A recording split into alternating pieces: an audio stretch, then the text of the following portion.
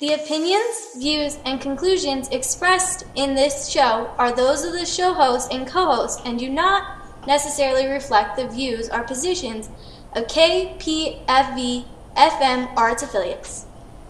98.1 KPFV presents The Last Free American Town. And now here is your host, Andy Alberti.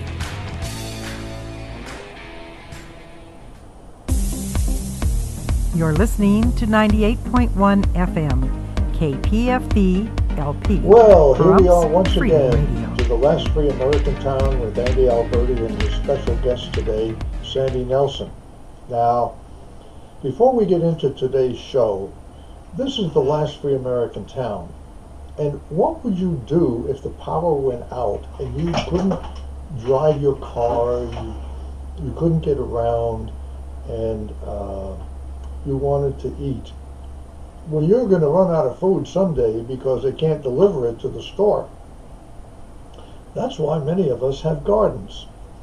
And you know, I, in the past, have decided I wanted to learn how to listen to my garden when I went out there. In other words, what's my garden telling me? How does it communicate to me? You know, you can go to different plants and they smell different. Some plants have aromas, but just by the aroma, you might be able to tell what's going on. So recently, I read this article that has to do with survival.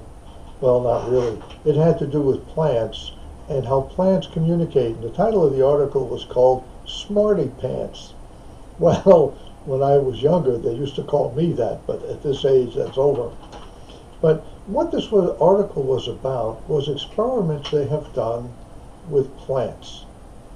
And they did things with plants which led them to believe that you could train your plant to react to stimulus, much like Pavlov's dog, by training it just like you train your dog.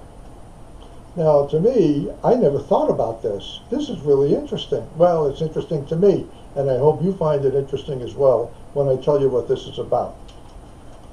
I want to read you a section of this article.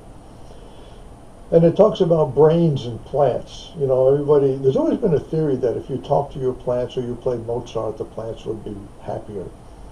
So the article goes, no matter where the brains of plants might be located, if they exist at all, that is, since the idea remains controversial, plenty of behavioral studies show they are far more brainy than we tend to assume. For one, they remember stuff. If you don't water your plants, they may not get angry, but they might commit your misdeed to memory. So if you're not treating your plants good, they have a tendency to put something into memory to know. Now, one of the tests they did to try this issue of plant memory and training it like your dog is they did it with mimosa plants. I didn't know what a mimosa plant was until I read this article. But evidently, when you stroke the leaves of a mimosa plant, if you just touch it, the leaves fold. It's a reaction to the touch. Why, I don't know, but that's immaterial at this point. The experiment they did was they dropped the plant in the pot from certain heights. The researchers let them fall 6 inches, far enough to cause the plants to fold their leaves. It happened after the first drop, and the second, and the third. But by the fourth go, the mimosa leaves weren't as eager to close. After 60 falls, the plants completely ignored the experience. Even a month later, they still remembered that being dropped was harmless and would not bother to hold their leaves. But if the scientists vigorously shook the pot, instead of dropping it, the plants rapidly closed their leaves to protect themselves from danger, showing it was not just simple fatigue that made them indifferent to the fall, it was memory. Now, there's one other test that they had done that I thought was kind of interesting here. Let me see if I can find it. Well, I guess I'm not going to find it right now, but Oh, yeah. This this ability of plants to communicate to each other. You know, when you travel around, a lot of times you'll see in the desert certain plants will not locate close to another plant. There's some method of communication for that. And they're also doing more experiments on other parts of plants to give to give you an idea as to what you might do. Now, I tell you, I'm thinking that I want to train my plant so that when I flash a light and I give it some food and a little water, every time I flash the light, I want my plant to think it's going to get fed. And then after a while, I want to see if I can flash the light and make the plant think it got fed when it didn't. And if that's the case, I don't have to feed my plant anymore. Well, with that thought in mind, the Garden Club here in Pahrump, Nevada is a kind of fun place to go. It's interesting. They do a lot of different things. And I have Sandy Nelson with me this morning. Sandy's the president of the Garden Club. And Sandy has an event coming up that I think is kind of a fun thing to do, is to get a chance to meet new people and share. Sandy, why don't you tell us? Yeah, you've got the microphone. I'm going to be an innocent bystander. All right, hi. The particular event he's talking about is the Pahrump Valley Garden Club's annual self-guided landscape tour. It's going to be held on Saturday, April 29th, and that's a Saturday, and it's from 8 in the morning until 12 o'clock in the afternoon. The tickets are $5 per person, and they can be purchased at Star Nursery, the library, or at the extension office over by off of Dandelion, the UNLR extension office. For those of you who don't know the extension office, that's where the Master Gardener's sign is. Yes, sorry. Yeah, okay. Something happened here to my audio. Okay, and we basically have, there'll be 5 different landscapes that you can attend, and we've got within about a 6-mile radius, and when you buy your ticket, there'll be a map on how to get to each of the landscapes, and then inside it talks a little bit about what's going to be at the landscape, so you can kind of find out and see what you might be looking at. Also, the homeowners will be there, so if you have any questions about what they were doing very well and maybe what they had some issues with, they're there to answer some questions. And we also have a few door prizes. We have a Star Nursery gift certificate. We have a little basket from today's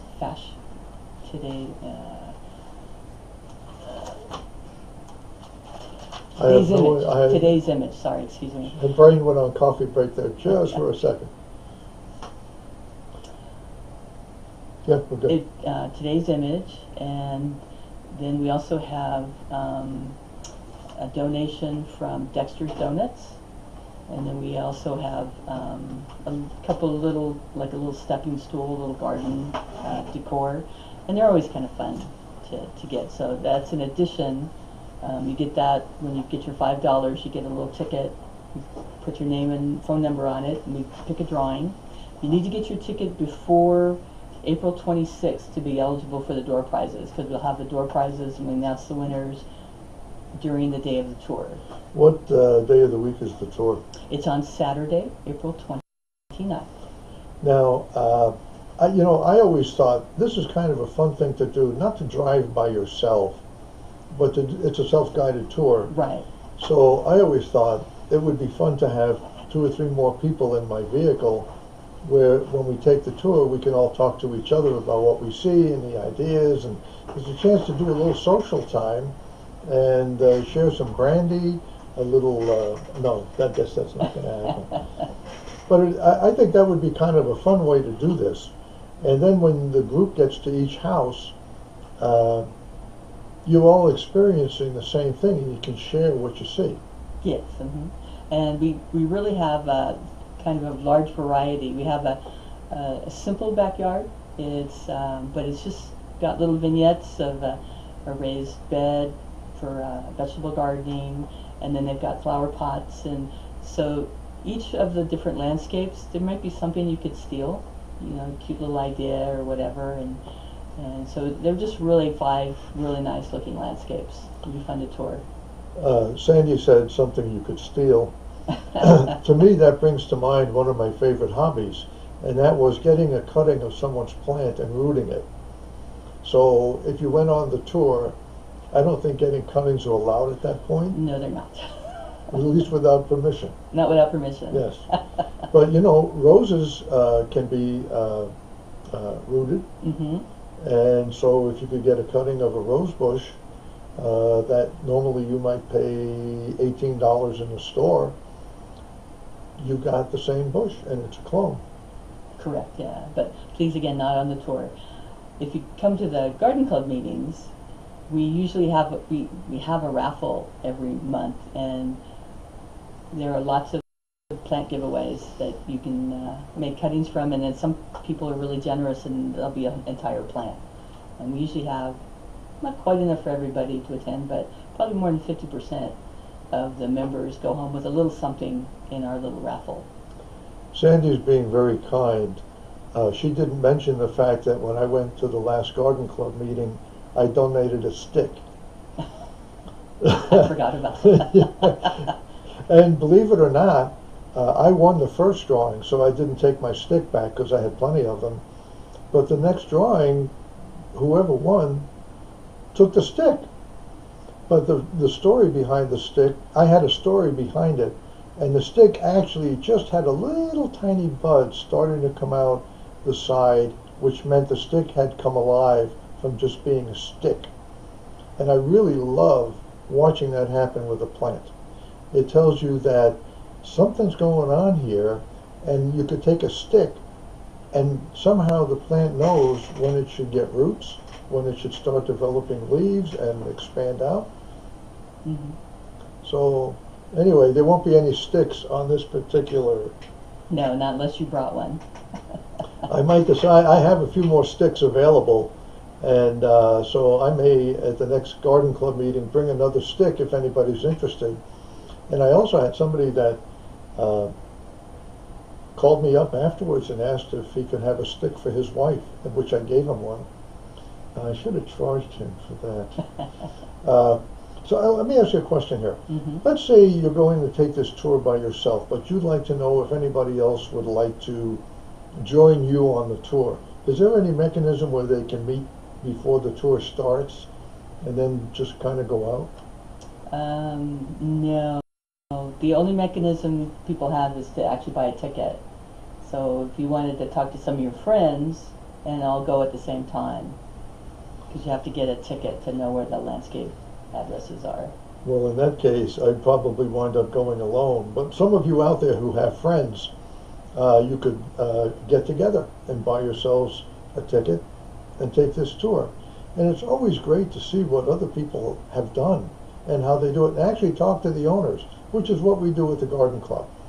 I have to say, Garden Club for me is really a great experience. And Sandy has interesting people come and talk to us. Who have we had recently, or shouldn't I ask?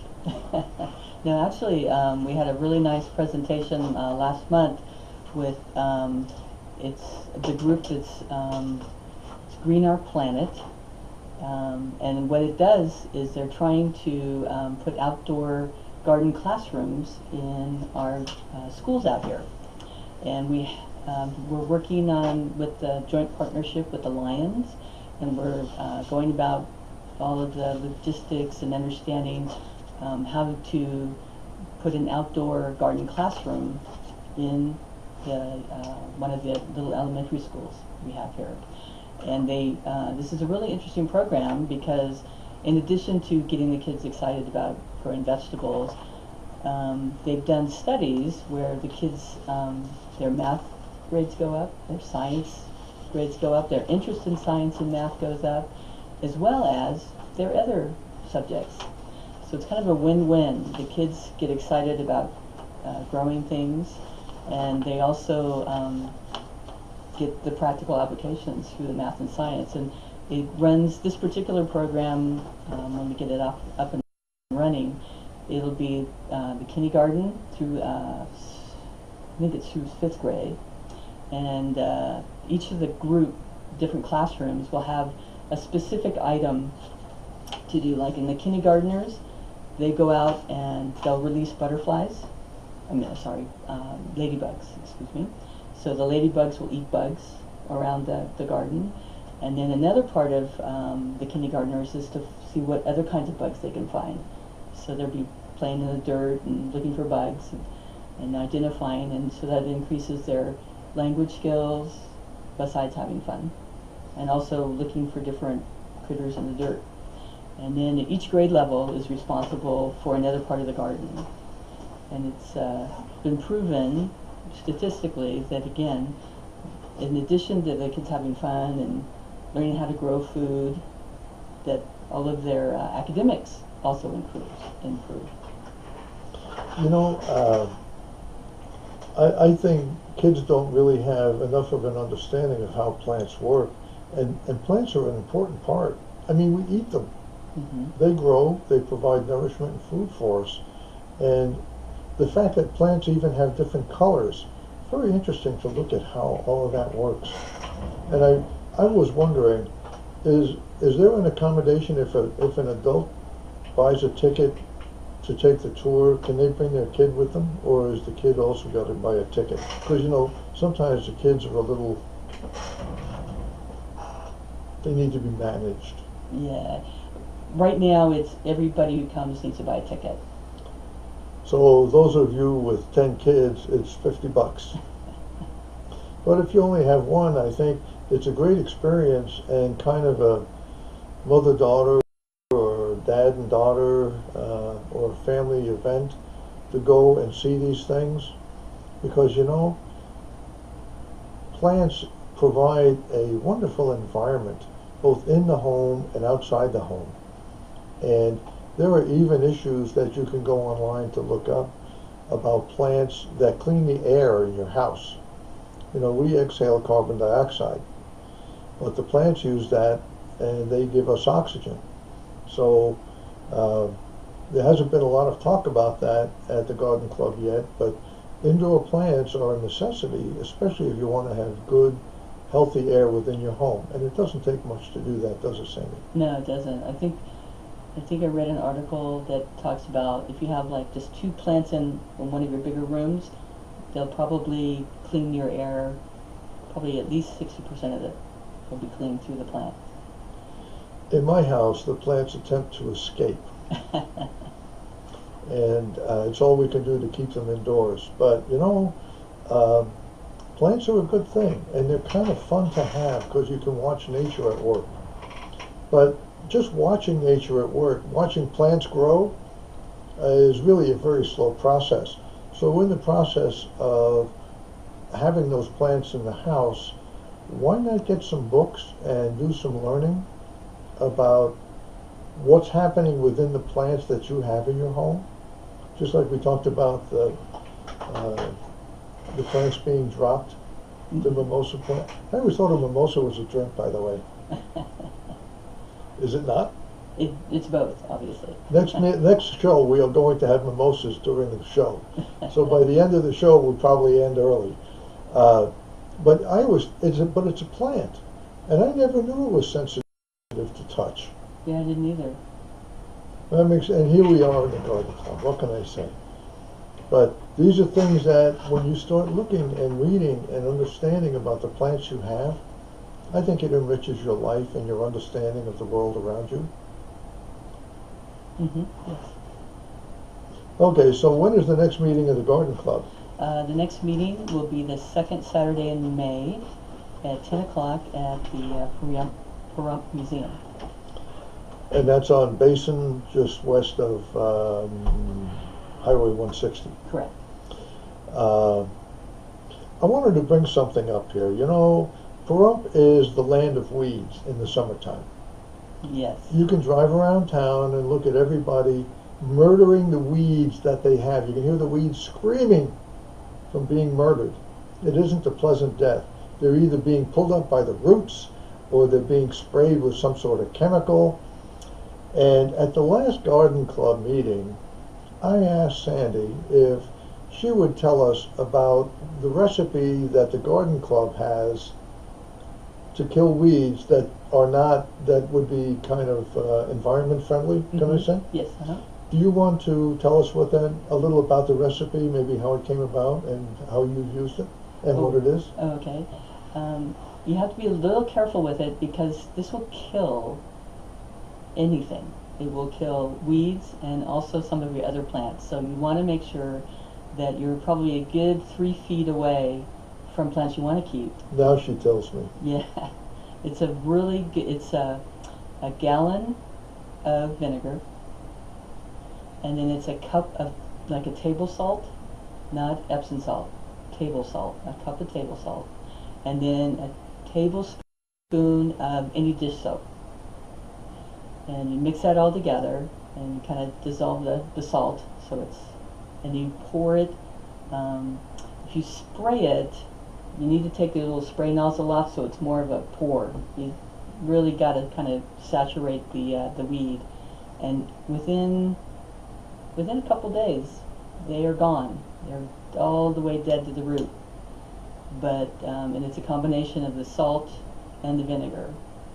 Now, if you want to grow something in where these weeds are, I would not recommend that because you kind of cook the soil, and you want to just pull whatever you want to grow in by hand and get those weeds out. But if you're, like we have a big rock area where it's just where the rock is, and we've used it, and it really does kill the weeds. And again, that's a gallon of vinegar, a cup of like table salt, and then 1 tablespoon of a dishwashing. And the dishwashing soap's just there so it clings to the actual the weed. So it makes the vinegar wetter, basically. Yeah. Mm-hmm. Well, you know, Sandy, I took your advice at the last meeting because I had been feeding my weeds with chemical weed killer, in which case they grew larger. I guess they kind of learned from the previous years, you know. So I sprayed the backyard because that's the area that I live in, not the front yard is really well grown now. And it didn't die. And I thought to myself, well, that's interesting. So I was shopping at the surplus grocery store here the other day. It was about a week ago. And I mentioned it to the cashier, a lady named Shirley, because she lived in Shirley, New York, which is the neighboring town to where I live. And she said, oh, I know that recipe, and she repeated your recipe to me. Mm-hmm. And she said, it doesn't work. But I am undaunted. So I decided that even though it didn't work the first time, maybe I had done something wrong. And I really didn't follow your recipe. I added water without thinking. Oh yeah, no water. Which diluted the vinegar. Yeah.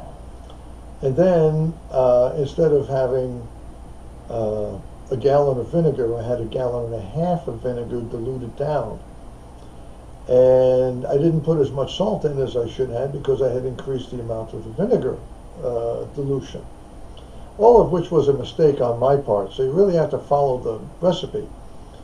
So the plants seemed to enjoy this, and I thought, you know what, I'm going to try Sandy's recipe exactly.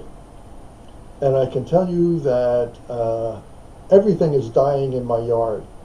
I'm afraid to go out by myself. I don't let the dogs out of the house. Well, actually, the dogs used to eat the weeds. And maybe now that there's salt on them, Yeah. maybe I should start cooking some of them. But I have to say, within one day, I could see a difference in the weeds. And now every weed that I had sprayed with Sandy's concoction dies. And I have some areas in the front yard where I don't have any other plants, and I've got grass weeds coming up everywhere. I'm going to take Sandy's recipe and I'm going to do my front yard. Now, I didn't use I bought a gallon of vinegar, the cheapest I could find, because it's all vinegar as far as I'm concerned. And instead of using table salt, I had some water softener salt floating around. So I used that, and the way I did it was I just poured the amount of salt into my sprayer, and I waited 24 hours for it to dissolve before I sprayed. Oh, okay. And that worked. There's still a little salt left in the bottom. I can hear it tinkling around. Well, tinkling maybe not is a good word. I heard it clinking in the bottom. And so I know I can use some of the previous salt for the rest of it. But if you haven't tried this, it's what it does is salt. A lot of plants will not grow when the soil is too salty. Mm-hmm. And by putting vinegar in there, I think is a more acid. It makes an acid Yeah. base. Yeah. Acid. So do you have anything you can add as to the theory of how this works, or any other suggestions as to what time of day or how to apply this stuff? One thing I noticed that if you wait till it's a little warmer, like if you don't go out like when it's 40 degrees out, if you wait till it's at least 60 and it gets warmer, it seems to work even better. It still will work, but it's like it has a little more of a, I don't know, it likes the warmer temperature a little bit. So maybe like later in the day? Yeah.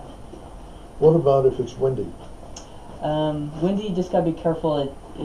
You know, if you like my particular sprayer, my little nozzle's way down at the bottom, and so I can get like right on top of the weed or right on its root.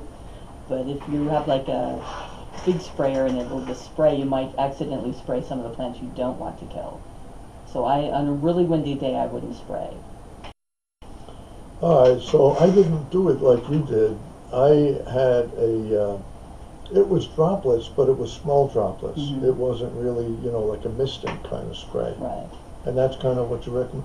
Do you recommend you spray down towards the roots? I sprayed actually on the top of the plants and just hope for the best. Yeah. If it's a small plant, I'd go for the root, but if it's gotten big and tall, I'd spray the actual weed and then I'd finish up down by its root. That's how I do it. I suspect there will probably be a run on vinegar and salt in the next week. Could be. When I moved to the desert, I lived in the desert in Morocco and in Spain, and I don't remember ever seeing weeds grow there. And so I thought when I moved to Pahrump that this was the desert, and I don't recall seeing a lot of weeds when I first started investigating the move here. I don't know if I brought them with me, whether they came here because they don't like me or they do like me, but man, this year with the rain, we're really getting a lot of weeds. Yeah, this year and last year, the weeds have been way more than normal. So here's an idea that I had, Sandy, and maybe we could talk about this or pursue it during the garden club meeting. I'd like to pursue what kind of weeds are edible. No, that's a good topic. I don't know that much about that. I don't either. I just started kind of looking on the internet the other day, and I want to get familiar with it, but if the stuff that I'm killing is edible, maybe I could put it through some sort of a grinder or a blender and create some meals out of it. Yeah, not after you sprayed it though. Well, it'd just be salt. Oh yeah, salt and vinegar, isn't that what you put on a salad anyway? Yeah, I guess so. What a way to economize and be very efficient about how we do things. And really, there's got to be things, for instance, like cactus. These cactus pads, they look like a ping pong paddle. Mm-hmm. They're edible. Some of them are, it's in the Impuntia family. The who? It's called the Impuntia family. Impuntia, Mm-hmm. Okay. Tell me a little more about it. You seem to know more than I do about that, so what are we saying here? My husband knows more than I do, but there's this is a first on the radio. He does. And there's probably, probably over 50 varieties of Impuntia, and there's only a couple that you can actually eat the pad, and I don't know which ones those are. But what you do when you get the impuntia pads, they have little tiny fine hair-like, and that's what they use as leaves. And it's like little splinters if you get them in your fingers. Mm. So you have to really be careful when you, and it's, I think the Spanish word is nopales, and it's edible and you can cook it up like a vegetable, but you have to be really careful and make sure you get all of what they call the glockins out of the pad, because otherwise you'll get little tiny slivers in your tongue. So you have to be really careful about that. I read an article a couple of years ago about a fellow in Mexico who he grew corn. He had a farm where he grew corn. But the competition from the big farm companies that grew corn was so stiff that he could no longer make any money growing corn. And so he decided he would grow cactus as a food instead. Mm-hmm. Now, to me, that's a great idea because you hardly have to do anything to grow cactus. They kind of sit there and grow as long as you give them a little water once in a while. He was in Mexico, by the way. And after reading that, I thought, and I had heard about cooking cactus, and you know, you go in the supermarket these days here in Pahrump, and they have cactus for sale to eat. Yes, they do. They've prepared it already, haven't they? They've already taken out all the glockins. So you can actually go online and you can look up recipes for this stuff. Mm-hmm. Yeah. So, and I've got cactus in my yard.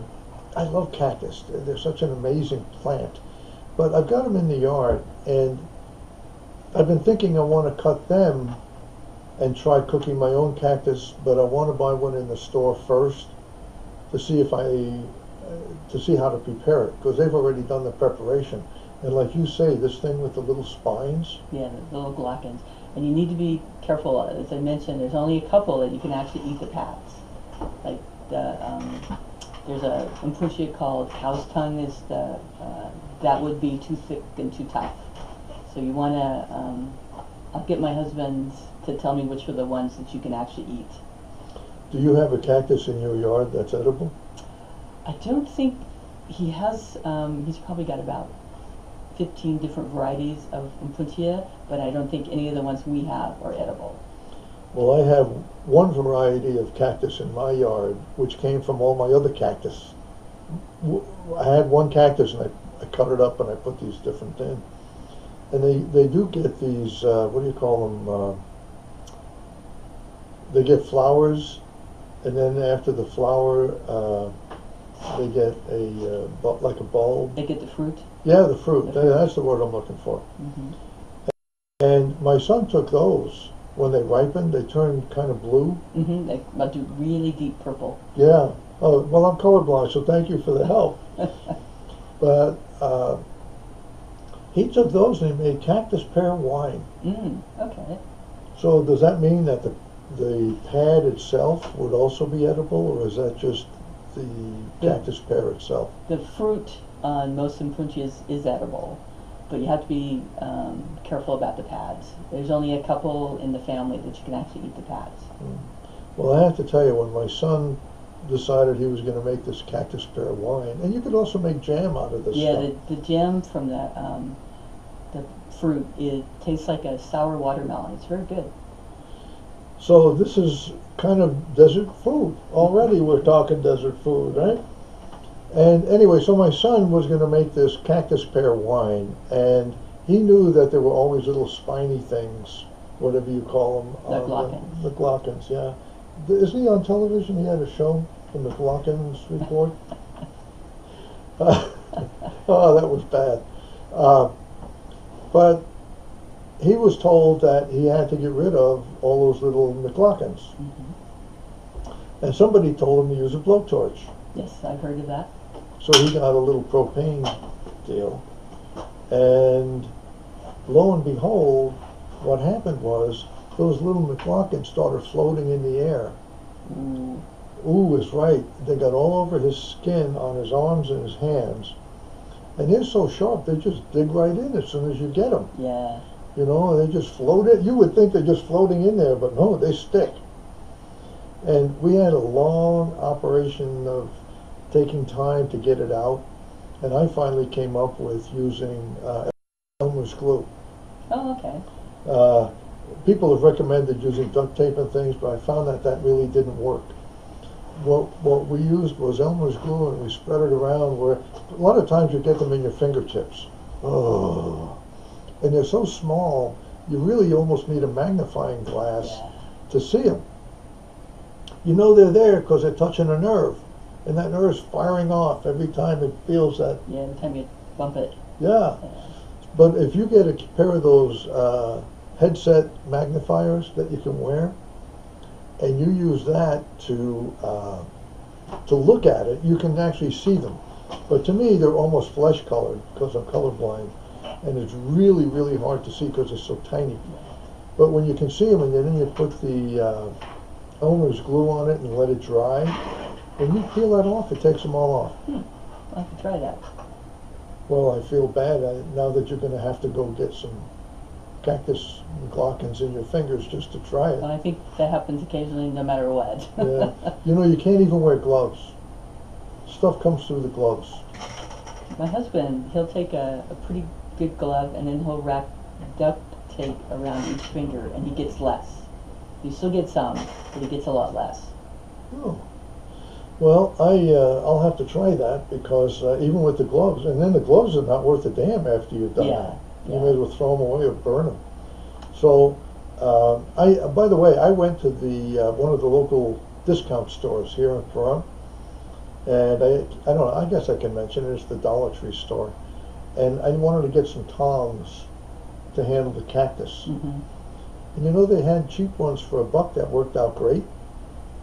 So I bought 3 of them. I have one in my greenhouse, I have one in my kitchen, and I have one out in my shop. Okay.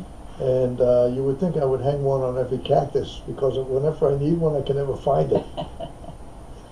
But tongs are a good thing. If you have like a barbecue set, a pair of those tongs, Mhm. but usually they're kind of big. Yeah.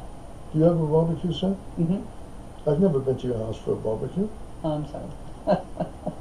I'll have to fix that. Well, that's the end of this show, folks. We'll be back in an hour, and I'm just kidding.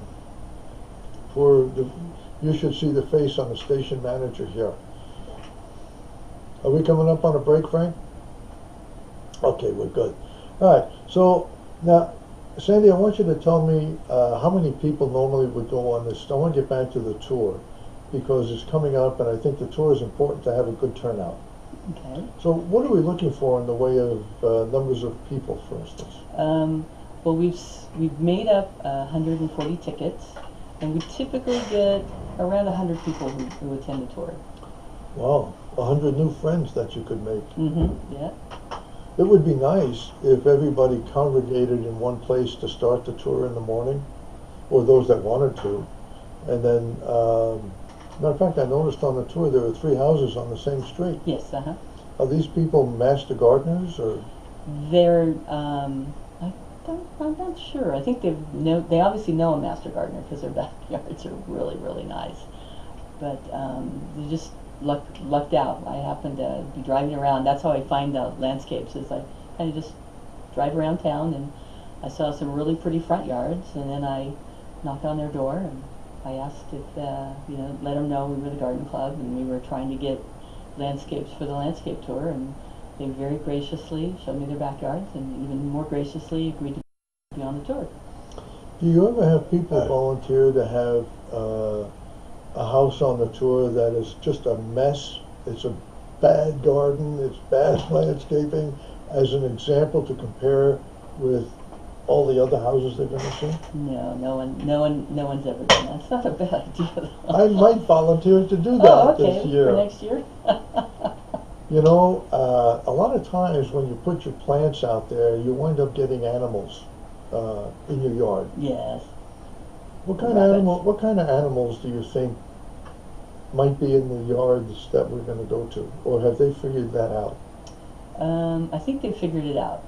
That how to keep the critters out of what their landscapes are. There's pretty good fences around most of them, and then one of the places he has older plants, and the rabbits and the little tiny I think it's called a kangaroo squirrel or rat. They're the worst. Well, I call them chipmunks. Chipmunks. Those two are the worst for eating plants. But once your plants are bigger, then they leave them alone. When they get tough, and the rabbits and the little squirrels don't bother him so much. But he actually has a really pretty wood, his garden where he actually keeps his vegetable garden. He's got it fenced off and it looks really nice and definitely rabbit proof. You know, rabbits won't jump. So if you have like a low fence, that keeps the rabbits out from my experience. But the chipmunks, those guys will jump from a standing position on the floor. They jump up on your kitchen table. Yeah, the chipmunks are probably the worst deterrents. I have it easy. I have 2 German Shepherds who keep my chipmunks at bay. I have 2 German short-haired pointers. Now, they're good on rabbits, although I don't let them in my backyard anymore. You know, I have a second Click the backyard. button to get started. But well, they can catch them in my close-in yard. But the chipmunks, I didn't realize I had so many chipmunks. I was out there moving some lumber in my backyard, and lo and behold, all the dirt was powdery. I mean, it was kind of like makeup powder. It was really loose. And I thought, wow, what's causing that? And then I realized it. I had like 10 chipmunks running all over my yard because that was their home. Oh. You know, and when I planted my, I'm in the midst of pruning my grapevines. And I took some of my grapevine cuttings and I stuck them in the ground to replace grapevines that I had lost. Mm-hmm. And don't you know the next day the rabbits ate the leaves off those cuttings? Yeah. My husband, anytime he has a new plant or a young plant that he's made a cutting from, he always puts it what he calls in jail. And the thing that works is chicken wire. He'll wrap it around the chicken wire around it, and it'll keep the rabbits out. And I knew that, but I didn't get to it in time. I should have done it when I put them in the ground. Yeah, you almost have to. Yeah, because if you leave it for a night, they have this amazing communication system, I think, and oh, there's a tree unprotected over there. Yeah, really. So let me ask you a question here, because I brought that stick to the last meeting. Do you think that the sticks in the ground from the grapevine, now that they don't have leaves, might survive? I'm not sure. I don't know that much about grapes. We will find out this year. There you go. You'll run an experiment and be able to tell us all. Speaking of experiments, I'm doing a second experiment. Okay. You know, when you go on YouTube and you watch everything about grapes, and there's a lot of videos there about it, they always tell you how to prune the grapes, but they very, very seldom actually have somebody show you exactly how it should be done. Well, I went in and looked at that, and so now I prune my grapes the way they suggested. But I've always wondered, if I didn't prune them one year, what would those grapes look like in comparison to the grapes that I pruned? And grapevines are very prodigious growers. In California, I had one with a 15-foot branch. Wow. Woven through my chain link fence. That was fun getting out of that thing. But so this year I'm going to look and see. Okay. And maybe I can bring, when the grapes come into full ripeness, I'll bring a sample from each section and I'll bring it to the garden club, and we can talk about it. Okay. And if out there, if you've never eaten grapes that you grow in your garden, as opposed to grapes you buy in the store, let me tell you what, they ain't nothing like it. Homegrown grapes, fresh off the vine, are absolutely sweet and delicious. I bet. I'd say the same about asparagus. Yeah, my grandfather had an asparagus plant, and it's just so much better fresh. Actually, when you buy asparagus in the store, it's kind of bitter tasting. When you cut the asparagus fresh off the ground, it's kind of sweet. And within 24 hours, it gets like it is in the store. So when I'm out there cutting my asparagus, I'm eating it while I'm out there in the garden. There's no sense bringing it in the house, because if my wife doesn't cook it, I'll have to cook it, and I just as soon eat it out there. Yeah. Asparagus, and that's another thing about this garden business. We should maybe talk more about plants that come back every year to grow, like the grapevines. They last a long time.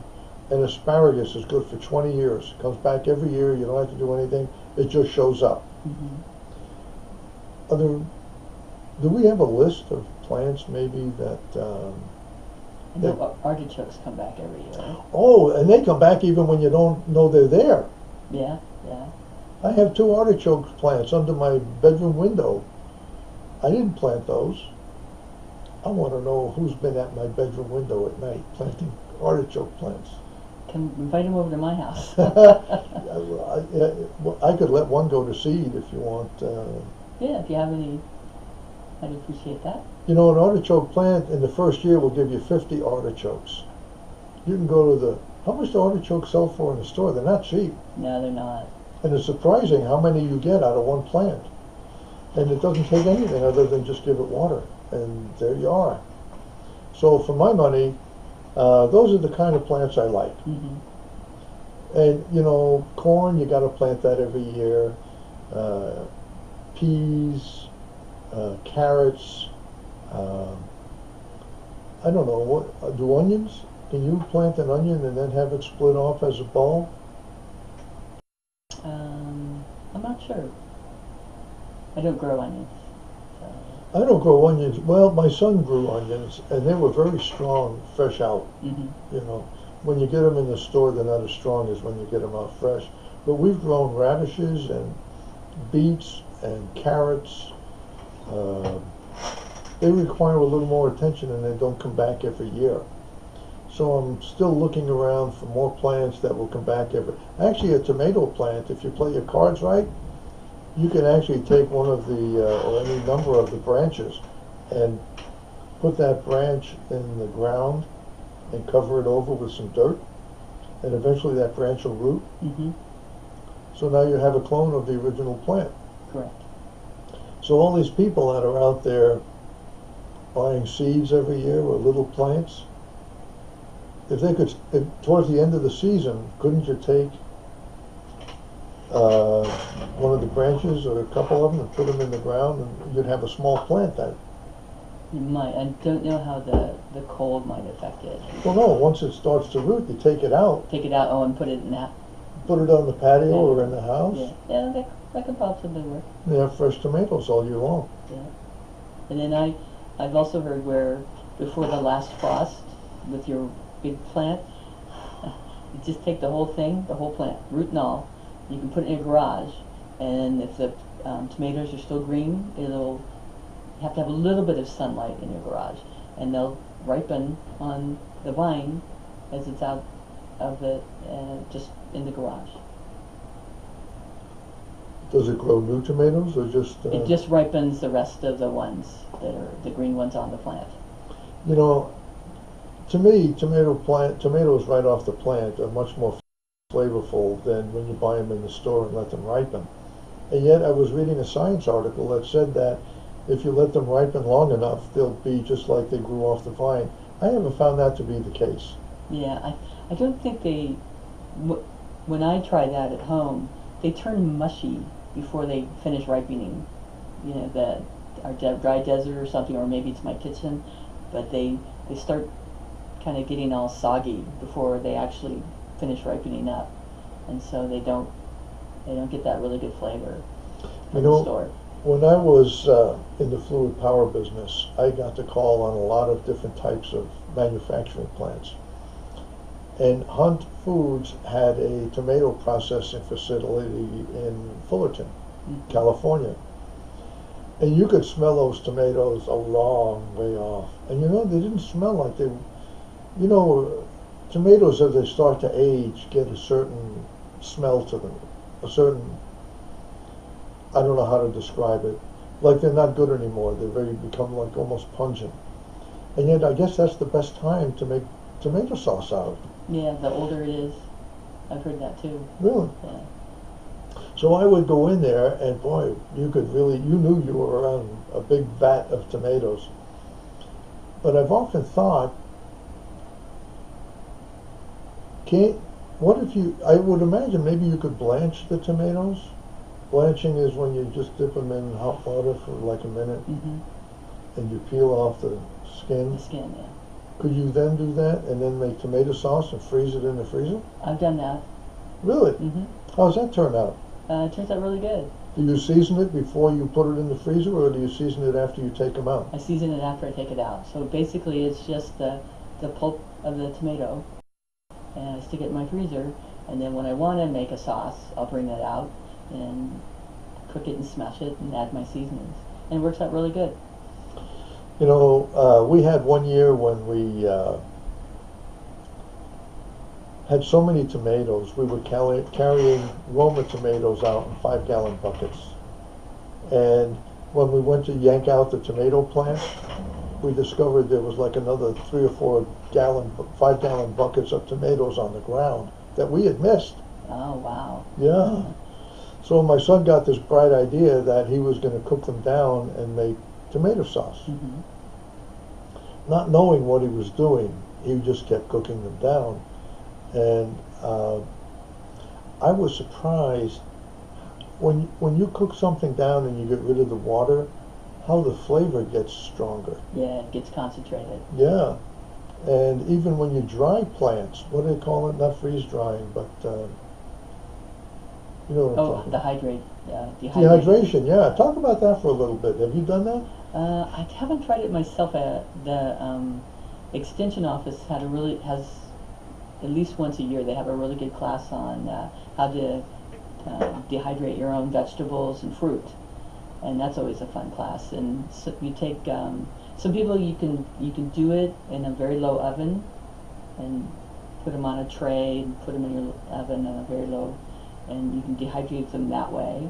And then some people you can just get a screen and have it outside and dehydrate it that way. You have to be careful of bugs. And then there are the actual hydrator machines, and they have little trays inside there when you put them in. And I've had dehydrated pineapple and apples, and they're very tasty. I forget the gal that was the manager for the Master Gardeners, the UNR facility. She gave me a couple of plants that have been dehydrated. You know, you cut them up like a banana and what have you. I have to tell you, the food doesn't taste, you don't really taste the flavor in the food until you've eaten what she did. And she didn't dehydrate them to the point where they got hard. You know, like bananas kind of get hard when you dehydrate them. Sometimes they turn into chips. Yeah, chips, there you go. I always thought cows had chips, but so do bananas, I guess. So when I tasted that, I was just absolutely amazed. Yeah, especially when they turn them into like a fruit leather. Yes, exactly. That's what it was. Yeah, and it's just really concentrated. How do you manage to get it to the fruit the leather-like fruit stage as opposed to the cow chip stage? It's probably how much moisture is removed. And in the extension class, they actually have a book, and they go through and show you if you want a fruit leather, you should dehydrate it for this long. If you want it to be a little more dry, so if you want to package it and take it on a trip, so the least moisture in it, when you're taking it on a trip or backpacking, they'll have a less chance of bacteria. You have to be a little careful. You know, if you make your dehydrated stuff, you have to put it in an airtight container and keep all the bad bacteria out of it. But if you eat it right away, you dehydrate it and eat it, it's not a problem. You know, when I lived in California, this was the mid-1990s at this time, I grew some hot peppers. I forget what the name of them, jalapenos maybe. And I couldn't eat them all. So I put them in a cardboard box, and I just put them away, figuring I'd get to them in a few days. And I forgot them. I still have that cardboard box and it still has the dried peppers in it. Wow. They didn't get moldy? Didn't get moldy. Wow. As a matter of fact, I can take them and chop them up in little pieces, little tiny pieces, almost like a grind, and sprinkle them on a hamburger or something I'm cooking, and they're still good. Wow, that's amazing. I'm surprised they didn't get a little mold on them. I think on the next garden club meeting, I think I'll bring a couple of those peppers in, and I'll bring one that I reconstitute in water, Mm-hmm. and I'll bring one that's not. Okay. That'd be kind of interesting to look Yeah. at. Mm-hmm. And then everybody can take a taste. And then everybody can have a glass of milk to, to cool it down. But I've always been interested in these things. You know, people in the old days, they used to use salt to preserve meat. And it is a preservative. So what if when you did these dehydrations, what if you sprinkled salt on it or dipped them in salt water just prior to the final dehydration? Would they then I'm not sure. last longer? I'm not sure. Usually, if you dry it to the proper consistency, and again, there's classes, and the U.S. Government tells you, how to keep it safe so that you don't accidentally poison yourself. But if you dry it and you keep it in an airtight container, it can last quite a while. I've dried some of my own peppers, and one I didn't dry well enough and it got moldy. The other one I did, and they're still good. They're still nice and dry. How do you tell if a mold is a good mold or a bad mold? I don't know, so if I see mold, I'm not going to worry about it. I'm going to get rid of it. I had an experience like that once, where I suppose mold on bread is probably good, right? That's where they got from penicillin. And you got to be careful. Mold is. So you said accidentally poison yourself. I heard you express those words. So now your husband is safe from intentional poisoning from mold. Correct. Because you have mentioned it would be accidental. But it would seem to me there should be some way to examine a mold and know whether it is a poisonous mold. I guess black mold is not good for you. Correct. We actually had a house in California where we got mold in a closet, and it covered the whole closet. I couldn't even open the door to that closet, and it never affected us. Wow, that's unusual. Usually that stuff is really make mold, you sick. yeah, it was black mold in there, and it happened because there was a constant leak that we didn't know about in the wall. So when you're talking mold here, there are choices. And your choice is to just throw it out. Yeah. What if you've washed it off? I'll tell you what, when I get cheese, Mm-hmm. Cheese has a tendency to mold. It can mold. With cheese, I'll just cut out the mold. Go a little past the mold and cut it out.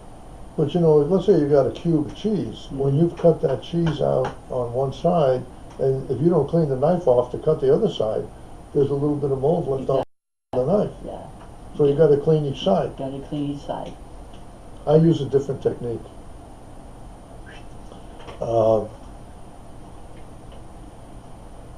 I like to use a scrubby, like I used to do my dishes, Oh, really? and I just rinse it off under the water until the mold is gone. Works like a champ. Looks like a gem. And I'm too cheap to throw that extra little slice of mold away. Anyway, we're coming to the end of the show. You want to just give me the dates for the tour? The Pahrump Valley Garden Club annual landscape self-guided tour is going to be on Saturday, April 29th. It's from 8 in the morning until noon, and you can buy tickets at Star Nursery, the library, or the extension office down by the Master Gardeners. And with that, we're signing off. Thank you for listening. We'll be back again next week with more Last Free American Town. Thank you.